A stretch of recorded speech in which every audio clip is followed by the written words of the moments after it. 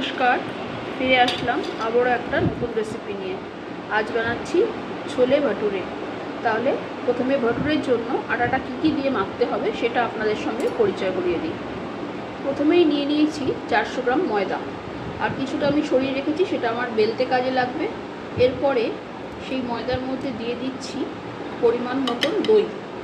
আপনারা যতটা দিয়ে দিলাম কিছুটা টক দই, যে পরিমাণে আটাটা নেবেন ময়দাটা সেই অনুযায়ী দইটা ব্যবহার করবেন।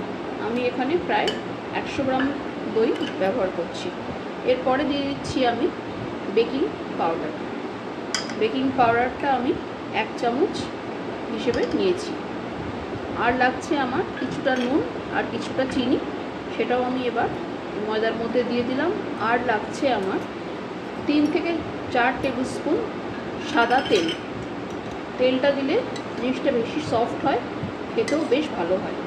এরপরে পরিমাণ মতন জল নিয়ে একটা মিডিয়াম সফট ডো আমরা তৈরি করে নেব। মাখাটা আমার কমপ্লিট হয়ে গেছে। এই ময়দা মাখার ওপর থেকে আমরা 2 চামচি অয়েল ওপর থেকে দিয়ে দেবো। দিয়ে এটাকে অবশ্যই কভার করে রেস্টে রাখবো, minimum for a period of half an hour. আধ ঘন্টার জন্য আমরা রেস্টে রাখবো। চলুন তাহলে এবার ছোলের প্রসেসে যাওয়া যাক। কড়াইটা আমি গ্যাসের উপর বসিয়ে দিয়েছি। দিয়ে দিচ্ছি এর মধ্যে পরিমাণ মতন সর্ষের তেল। আপনারা চাইলে এই ক্ষেত্রে সাদা তেলও ব্যবহার করতে পারেন। এদিকে কুকার বডিতে সাদা ছোলা আমি ভিজিয়ে রেখেছিলাম ওভারনাইট, তারপরে একটা সিটি দিয়ে নিয়েছি।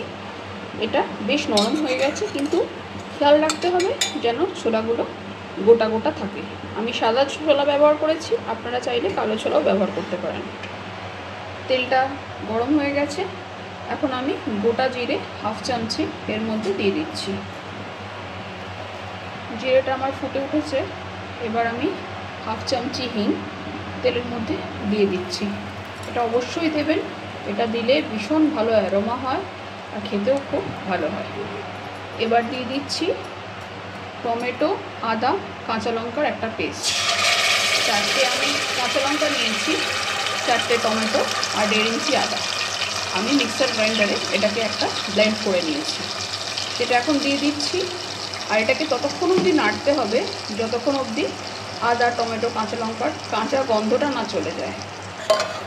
মশলাটা কমপ্লিট কষে যাবে এবং তেলটা ছেড়ে যাবে, তখনই আমাদের মশলাটা কমপ্লিট হবে। তেলটা এবার আমাদের ছাড়তে শুরু করেছে।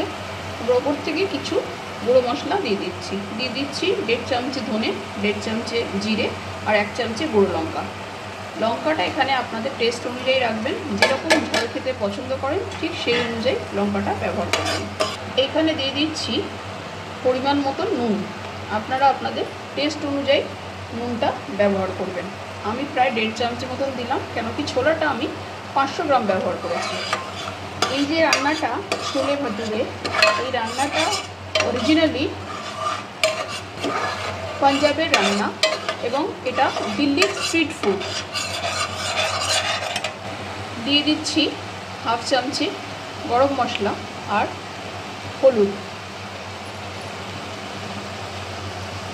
এবার দেখুন মশলাটা আস্তে আস্তে অনেকটাই তেলটা ছেড়ে গেছে। এখানে কিছুটা জল দিয়ে দিচ্ছি। আমি মিক্সার গ্রাইন্ডার ধোয়া জলটা ব্যবহার করছি। আপনারা যেরকম গ্রেভি পছন্দ করবেন সেই অনুযায়ী কনসিস্টেন্সিটা রাখবেন। দিয়ে দিচ্ছি কিছুটা জল। আমি যেরকম গ্রেভি পছন্দ করছি সেই অনুযায়ী রাখছি। আপনারা আপনাদের পছন্দ মতন জলটা ব্যবহার করবেন। এখানে একটা কথা বলে নিই, ছোলাটা কিন্তু খুব বেশি সেদ্ধ হবে না। ছোলাটা এরকম নরম হবে, অথচ গোটা গোটা রাখতে হবে। এরকমভাবে সেদ্ধটা করবেন। খুব বেশি গলে গেলে কিন্তু এই ডিশটা খেতে একেবারেই ভালো লাগবে না। গ্রেভিটা আমার ফুটে উঠেছে কমপ্লিটলি, দেখতে পাচ্ছেন। এই সময় গ্যাসের ফ্লেমটা হাই রাখবেন। আমি আগে থেকে বয়েল করা ছোলাগুলো এখন অ্যাড করে দিচ্ছি। আচ্ছা, এখানে একটা কথা বলে নিই, কেউ ছোলেতে চা পাতা দিয়ে কালারটা ডার্ক করে। আমি সেরকম কিছু করছি না। যদি আপনাদের মনে হয় যে আপনাদের কালারটা আরও কালচে দরকার, সেক্ষেত্রে একটা পুটলির মধ্যে বা স্ট্রেনারের মধ্যে 1.5 চামচি কি 2 চামচি চা পাতা অ্যাড করে এই সময় এর মধ্যে ফেলে দেবেন, তাহলে ছোলার কালারটা একদম ব্ল্যাক টাইপের হবে। ময়দাটা আমার বেশ কিছু সময় রেস্টে ছিল, এখন ময়দাটা বেশ নরম হয়ে গেছে। এই দিকে তাকান, ময়দাটা বেশ নরম হয়ে গেছে এবং খুব সফট হয়ে গেছে। এর আমি ছোট ছোট পোর্শন করে কেটে নিচ্ছি ঠিক এইভাবে। এগুলোকে এবার আমি আমার পছন্দের সাইজের ভটুরার আকারে গড়ে নেব। এদিকে ছোলাটা আমার প্রায় রেডি হয়ে গেছে। দিয়ে দিচ্ছি এতে ধনেপাতা কুচি, আর কিছুটা দিয়ে দিচ্ছি জুলিয়ান করে কেটে রাখা আদা। আমার ছোলেটা কমপ্লিট হয়ে গেছে, এটাকে এবার আমি সাইড করে দিচ্ছি।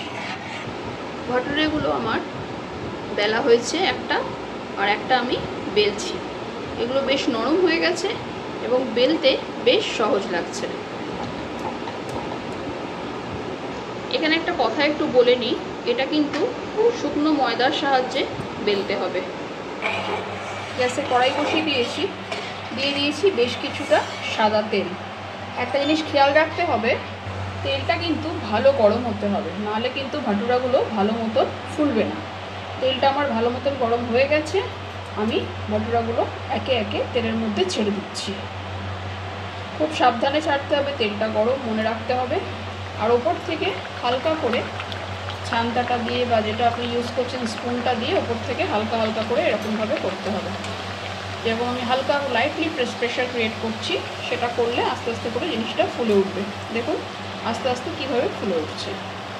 ভটুরাগুলো আমার ফ্রাই হয়ে গেছে একটা। এবার আস্তে আস্তে করে এই তেলের মধ্যে একে একে বাকিগুলো আমি ধীরে ধীরে ভেজে নিচ্ছি। দেখুন ভটুরাগুলো আস্তে আস্তে কীরকম ফুলে যাচ্ছে, একদম সুন্দর ফুলে যাবে। তারপর এটা সাইড চেঞ্জ করে দুদিক থেকে ভালো গোল্ডেন ব্রাউন করে ডিপ ফ্রাই করে নিতে হবে। এইভাবে প্রত্যেকটা ভটুরা ভালো গোল গোল ফুলবে এবং খুব কেয়ারফুলি এটাকে বোথ সাইড করে গোল্ডেন কালার অবধি ভালো করে ডিপ ফ্রাই করে নিতে হবে। আরও একটা দেখিয়ে দিলাম আপনাদেরকে, সুন্দর গোল ফুলে গেছে। এবার খুব carefully both side golden colour করে ডিপ ফ্রাই করে নিতে হবে।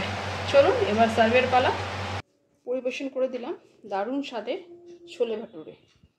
কেমন লেগেছে আপনাদের এই রেসিপিটা অবশ্যই জানাবেন। যদি ভালো লেগে থাকে তাহলে লাইক করবেন, কমেন্ট করবেন, শেয়ার করবেন, আর অবশ্যই একটা সাবস্ক্রাইব করবেন। তাহলে ফিরে আসছি আবারও একটা নতুন রেসিপি নিয়ে। ততক্ষণ অবধি নমস্কার।